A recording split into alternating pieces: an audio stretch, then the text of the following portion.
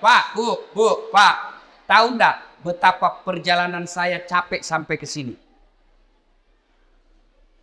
Saya dari Makassar, naik mobil ke Pindrang, karena acara saya tadi pagi di kantor Bupati Pindrang.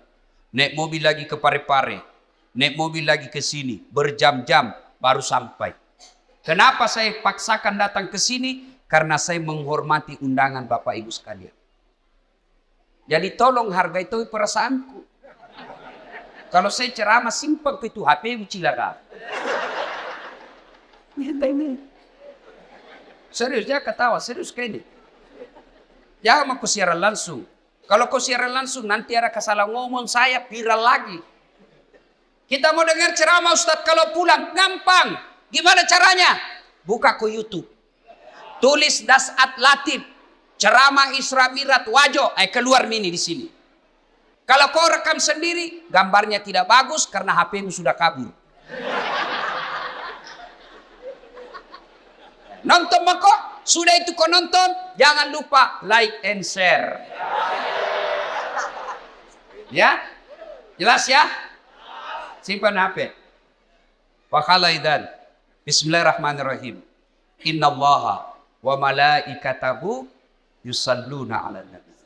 Ya ayyuhalladzina amanu sallu alaihi wa sallimu taslima.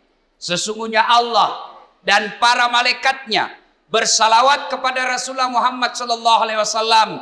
Maka wahai orang-orang yang beriman, bersalawatlah kalian kepada Rasulullah dengan sebaik-baik salawat. Pak Bupati mohon izin. Orang masuk surga bukan karena tidak ada dosa. Kalau orang masuk surga karena tidak ada dosa, tidak ada isinya surga. Ada semua dosa tak. Lalu kenapa orang masuk surga Ustadz? Ketika ditimbang dosanya dengan kebaikannya. Amalak madecenna siba amalak maja. Itimbangi. Ternyata matanai amalak madecenna daripada dosa-dosana. Namomi selisihnya 0,1%. Jadi ketika Bapak ditimbang pahalanya, lebih banyak pahala. Mega dosana tapi mega piamalakna. Lebih masuk ke surga. Sekarang pahala Bapak-Bapak kita hitung. Siapa yang tahajud tadi malam? Tidak ada. Siapa yang puasa Senin Kamis kemarin? Tidak ada. Siapa yang haji tiap tahun? Tidak ada. Siapa yang baru pulang umroh? Tidak ada.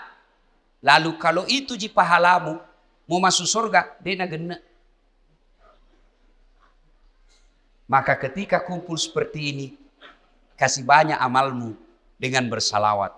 Tadi adik-adik remaja kita berhabsi salawat, tapi lebih banyak yang sibuk sama video. Maka saya mau ajak kisah salawat. Bisa? Bisa? Saya mau dengar mana lebih kencang suaranya perempuan daripada laki-laki. Bisa? Bisa. Bapak-bapak diam, kita dengar dulu ibu-ibu. Ayo Bu, jangan mau kalah sama suami. Salawat, ikut sama saya Bu. Yuk. Sholatul. Ayo, yang di atas. Yang di atas, ayo. Ala toha. Yang di atas, yuk. Salatullah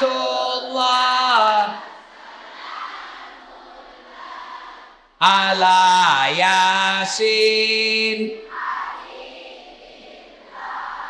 Nilainya 7,9. Nah, ibu-ibu diam. Sekarang bapak-bapak. Ayo Pak, ajak tanpa kasih Riki. Ayo. Kasih keluar suaranya Pak. Yuk. Salatullah salamullah ala toha salatullah ala Yasin. Asal nilainya 10,5. Mau sayuri.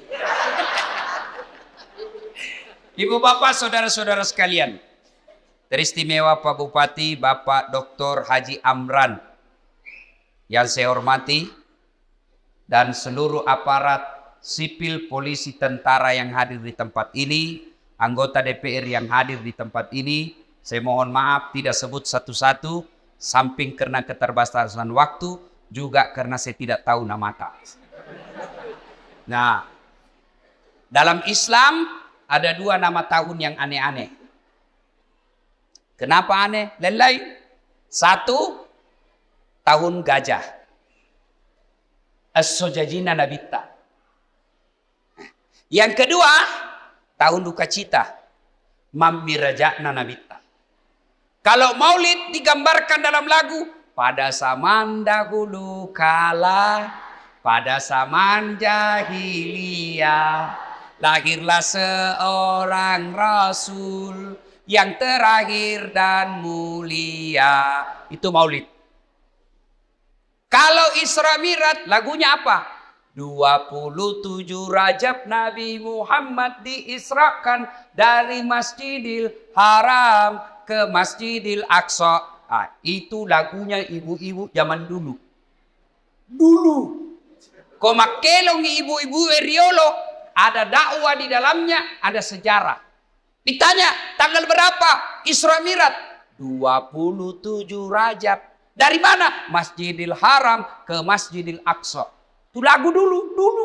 Ibu-ibu dulu. Tidak ada majelis talimnya dulu. Sekarang lagunya ibu-ibu apa? Putar ke kiri, nona. Putarlah ke kanan, dongo. Beling. Ada tom itu majelis talim. Senam-senam. Majelis talim bede. Tiap bulan ikut pengajian. Baju seragamnya bagus. Tapi dia senam di depannya lakinya orang. 1, 2. Bapak-bapak di belakang. 3. Nama solang. Ini ibu-ibu sekarang.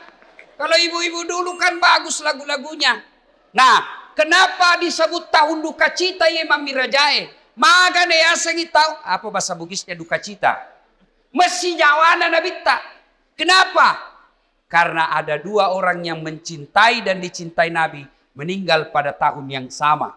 Meninggal Siti Hadijah, mesti jawana nabita, sampai Nabi bersabda, kalau ada seorang perempuan meninggal dunia, lalu suaminya berduka terus mengenang kebaikannya, maka itu ciri-ciri istri penghuni sorga.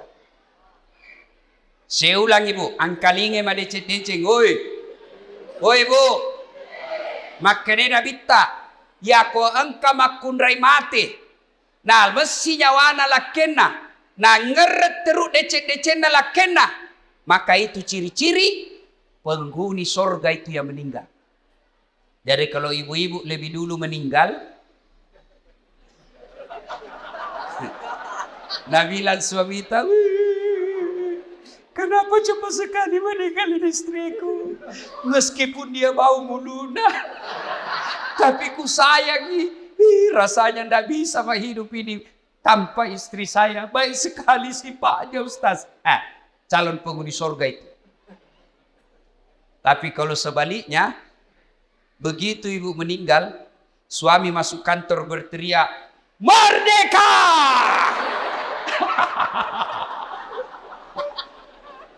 Calon penghuni neraka itu.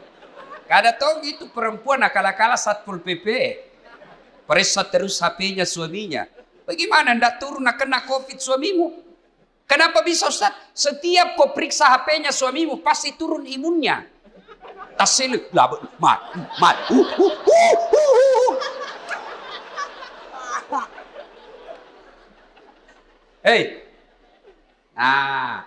Ketika Nabi sedih, ditinggal istri tercinta, maka dari pungalau ta'ala, Jibril, lawan mai.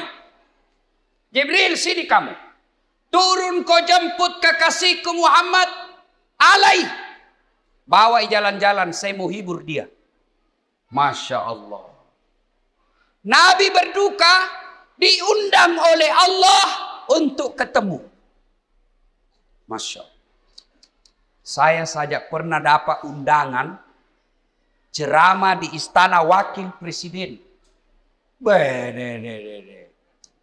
Itu undangan Saya bawa pulang kampung. Saya kasih lihat semua pokok di kampung. Hei, wakil presiden. Kita kok cule capok. Coba.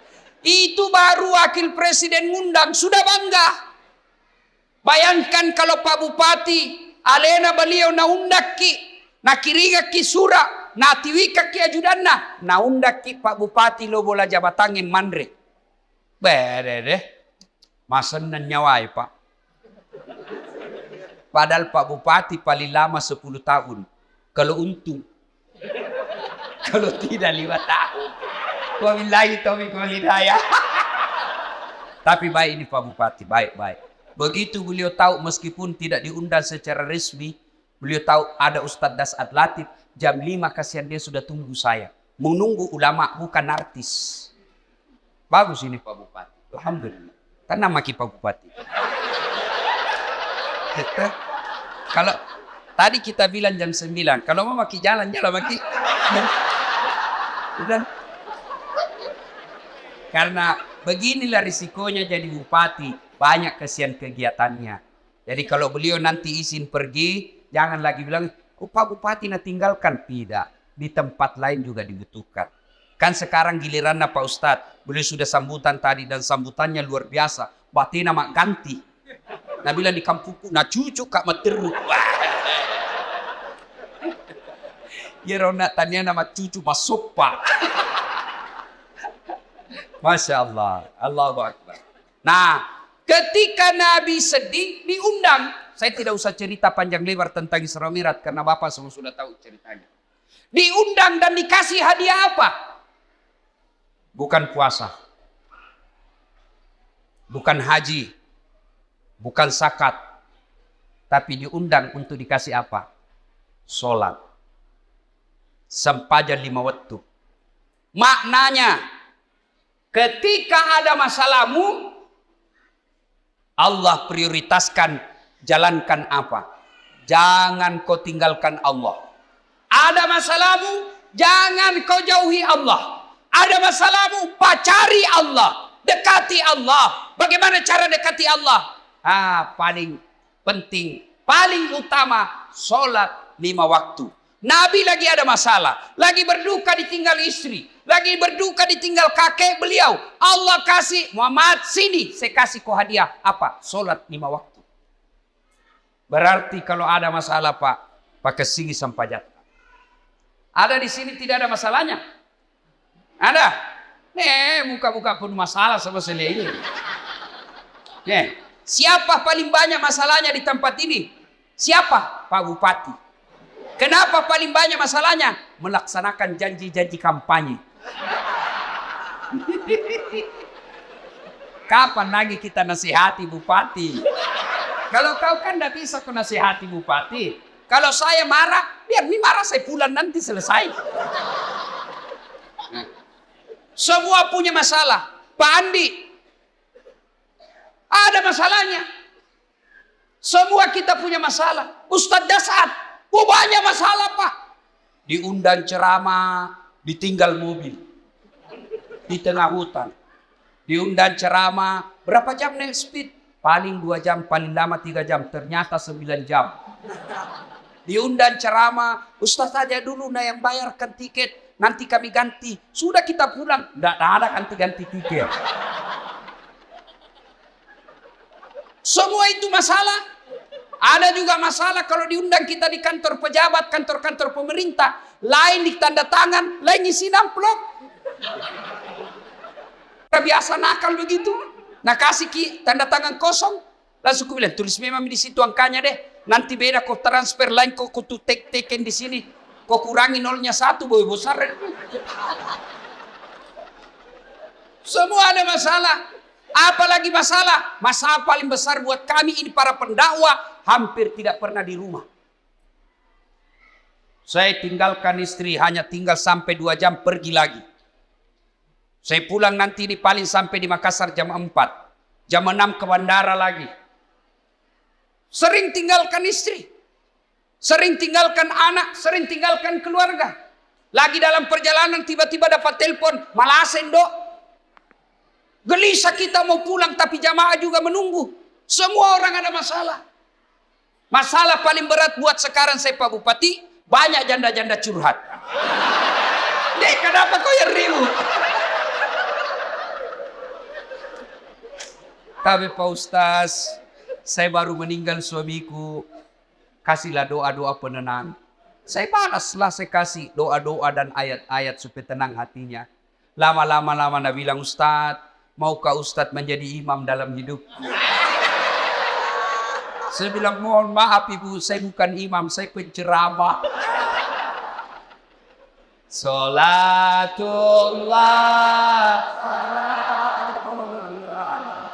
ala toha rasulillah. Salatullah ala yasin. Solat. Kenapa penting solat? Satu, solat adalah rukun Islam. Artinya apa? Tanda keislaman kita. Ngaku Islam atau tidak, solat adalah penentunya. Bahkan makanya Nabi batas antara kekafiran dan keislamanmu adalah solat. Ketika kau tidak solat, kapereko. Kodema sampaja makanya Nabi kapereko. Kafir itu bukan sekedar keluar dari Islam. Kafir itu bukan sekedar tidak percaya kepada la ilaha illallah Muhammad Rasulullah. Biar kau ucapkan syahadat, kau yakin tentang dua kalimat syahadat, tapi kau tidak solat, kata Nabi, kau kafir. Tuh. Jadi kalau ada yang bilang, enggak penting solat. Yang paling penting hatimu dong. Tanya siapa nabinya. Di mana dia dapat dalil itu? Kalau orang bilang yang penting hatimu baik, maka orang pertama tidak solat Nabi. Adakah yang kalah kebaikan hatinya Nabi? Tapi Nabi baik akhlaknya, bagus hatinya, beliau tetap sujud beribadah kepada Allah. Jadi penting solat. Kenapa penting? Karena dia adalah tanda keislamanmu. Dua, kenapa penting solat? Karena solat adalah puncak penghambaan kepada Allah. Artinya apa? Bapak haji masih boleh ada kegiatan lain. Pergi haji sambil dagang, boleh. Pergi haji lagi tawaf nyanyi, boleh. Tawaf sambil nyanyi. Labbaik Allahumma labbaik, labbaik Allah. Boleh. Puasa sambil dagang, boleh. Menjelang buka puasa kau jual jalan kote, boleh. Sah puasamu. Bahkan kau sambil nyanyi nunggu buka puasa, boleh. Insaflah wahai manusia, bila dirimu bernoda. Boleh, sah puasamu. Bayar zakat sambil nyanyi, boleh. Tabe, Bu Imam, sakaku. Sah. Tapi solat. Boleh enggak solat? Allahu Akbar. Berapa harganya telurmu? Tunggu dulu. 450 itu. Enggak bisa. Boleh enggak kau solat sambil menyanyi? Allahu Akbar. Begadang jangan begadang. Beling-beling. Nah, kenapa penting solat? Karena solat adalah puncak penghambaanmu kepada Allah. Maknanya apa? Bapak tidak puasa, tetap Islam. Bapak tidak haji, tetap Islam. Bapak tidak bayar zakat, tetap Islam. Tapi ketika kita tidak sholat, buka Al-Quran surah Al-Fat 29. Muhammad Rasulullah walladzina ma'ahu asyiddaw walal kuffar ruhama'u bainahum tarahum rukka'an sujada yabtaguna fadlan minallahi wa ridwana simahum fi wujuhihim min asari sujud. Tanda umat Muhammad itu rukka'an sujada. Kamu lihat mereka rukuk dan sujud. Maka Bapak Ibu, selesai Isra Mi'raj, perbaiki sholat. Ustadz, kenapa ini anakku nakal? Lihat sholatnya. Kenapa ini istriku tidak mau nurut? Lihat sholatnya. Kenapa ini bisnisku gagal terus? Lihat sholatnya. Tidak mungkin Allah sengsarakan hidupnya orang yang baik sholatnya. Tidak mungkin. KPK saja tidak mungkin tangkap orang hanya karena dia sholat. Ditangkap KPK pada saat latih. Kenapa? Karena dia rajin sholat 5 waktu. Tidak. Apalagi Allah. Maka saudaraku, ketika ada masalahmu, kenapa saya daftar dan lulus pegawai negeri? Perbaiki sholatmu. Kenapa saya sudah sekian tahun tidak diangkat-angkat kepala dinas? Perbaiki sholatmu. Pun kalau ada kau mau dan Allah tidak kasih, kau berarti apa yang kau minta tidak baik. Pak kesini baik sampai jamu bos. Ada yang sakit di sini, asam urat, sudah dokter kemana-mana tidak sembuh-sembuh. Memang bukan dokter kasih sembuh kamu. Siapa yang sembuhkan penyakit kita? Allah Subhanahu wa ta'ala. Kalau dokter yang kasih sembuh manusia, mestinya tidak ada dokter yang sakit. Tapi buktinya, berapa banyak juga dokter yang sakit, bahkan tidak bisa obati dirinya sendiri. Makanya bapak-bapak, pakai sini sampai jatah. Saya kasih ke contoh, ini urusan dunia kecil. Ini Pak Bupati, beliau punya ajudan. Iya beliau, kona obi ajudan na, ajudan. Iya ajudannya, namo mati lu tak pelupa. Biar itu ada jalan kote.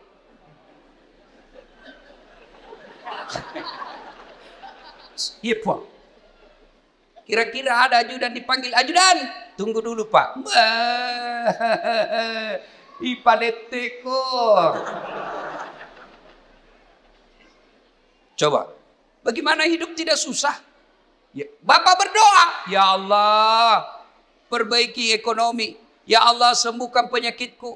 Ya Allah, bahagiakan kami. Allah dengar itu doamu. Nang kali mana puangnya? Maka dani puangnya. Hayya alal falah. Lo namai. Lo namai. Walekko irum sapai. Walekko irum lau. Lo namai. Itu artinya hayya alal falah. Meko. Walekko. Tapi kalau Allah ya alal falah, apa kita bilang? Tunggu, engkau pangeli. Maka dia puang urus ini balik pangelimu. Maka ibu bapak, saudara-saudara sekalian, perbaiki sholat. Kalau sholat baik, kecil buat Allah kasih kalian apa yang. Saya sudah sholat Ustaz, jangan cukup sampai di situ. Mari, sholat jamaah. Alhamdulillah. Masjid kita cantik. Saya terpersona. Salatullah. Ayo keras. Ala toha. Ayo keras. Salatullah. Salamullah. Habibillah. Ibu bapak saudara-saudara sekalian. Nah, agatosi ro bahayana kodeta mas sampajan. Hukumannya 1. Buka Al-Quran surah Al-Hajj ayat 47. Di situ Allah jelaskan 1 kali kau tinggalkan sholat, Allah hukum kalian 1 hari di neraka. Berapa yang disebut 1 hari di neraka? 1000 tahun dunia. Jadi kode mas sampaja subuh nak bos, sieso ko itu no ko neraka. Siagi asa sieso si 10 tahun lino. Jadi kalau 5 kali tidak sholat 1 hari semalam, 5000 tahun kalian dibakar api neraka. 5000? Ada di sini 150 tahun umurnya. Ada. 80 saja paling gagah mau kok. Malilu no. Pembantumu kau kira istri. Iya. Ayo. Hati-hati. Pikirkan bagi mereka yang malas sholat. Nabi bersabda, as-salatu miftahul khair. As-salatu imanuddin. As-salatu miftahul jannah. Sholat itu kunci kebaikan. Sholat itu kuncinya surga. Sholat itu tiang agama. Tidak ada sholat, tidak ada tiang agamamu. Tidak ada sholat, tidak ada kunci surgamu. Tidak ada sholat, tidak ada kunci kebaikanmu.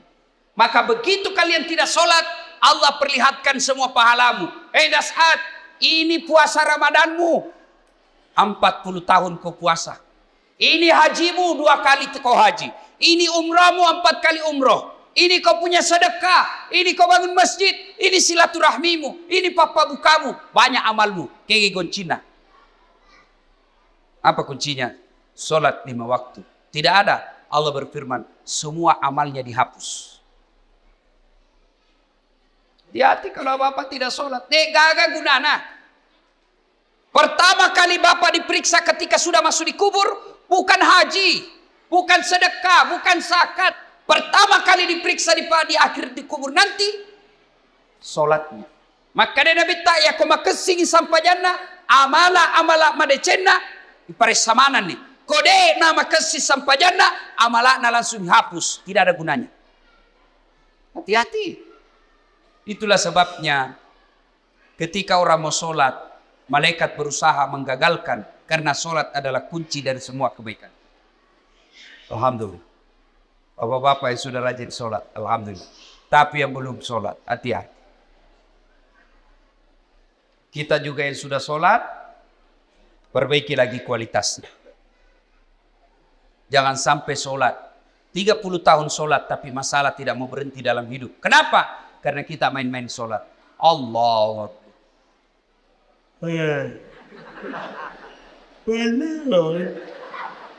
Ya kena buti. Ihdinas sirat. Ada orang sholat kayak tidak semangat.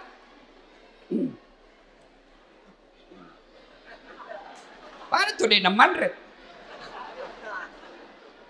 Kayak orang tidur. Allah.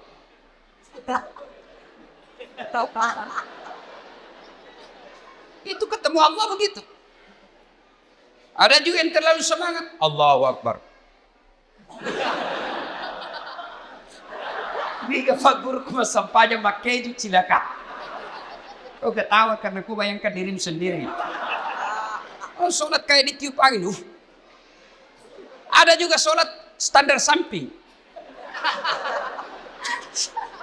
Pada cengi bos. Ada juga sholat kul-kul. Komas sampajang kul-kul bila baca. Malas situ apa tuh? Allah. Saya tanya ini. Kenapa kau itu cepat sekali sholat? Tidak sampai 3 menit. Apa nak bilang? Ku hafal mi ustaz. Sudah lebih 10 tahun jadi ku hafal. Kalau soal hafal sholat, bilang kau saja Allahu Akbar. Tuhan bacaannya sama di kemarin. Assalamualaikum warahmatullahi wabarakatuh. Ayo, tidak ada gunanya Isra Mi'raj begini kalau bapak belum memperbaiki sholat. Saya yakin saudara-saudaraku orang Wajo bagus agamanya, rajin sholatnya. Tapi mari perbaiki kualitas sholat kita. Baju jangan itu juga dipakai menjudi, itu dipakai mencuci, itu dipakai memasak, itu dipakai ke sawah, itu juga pakai tidur, itu dipakai ke toilet, pakai lagi sholat. Salah, tapi tidak, bukan salah, tapi membuktikan bapak tidak serius menghadap kepada Allah. Usaha keutama kita sempajak selayar wajuta khusus ketemu dengan Allah. Ada yang tanya saya, Ustadz, boleh itu sholat tidak pakai celana dalam? Bapak-bapak tanya begitu. Boleh, tapi bayangkan itu kalau ruku kok tali.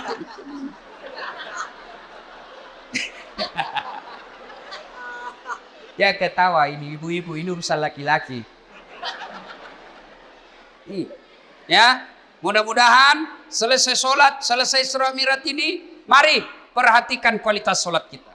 Yang kedua, selesai Isra Mi'raj ini jangan puas hanya dengan sholat 5 waktu. Baik sholat 5 waktunya, bagus sholat-sholat sunnahnya, baik tata cara pelaksanaan sholatnya. Jangan puas sampai di situ. Ayo hidupkan sholat jamaah. Alhamdulillah. Saya kemana-mana di Singkang ini Pak, di Wajo ini alhamdulillah. Selalu ramai masjid. Apalagi kalau subuh. Penuh Pak. Sampai di luar. Tidak ada di dalam. Yang ada di dalam orang tua yang sudah pensiun. Yang muka-muka sakaratil maut seperti ini.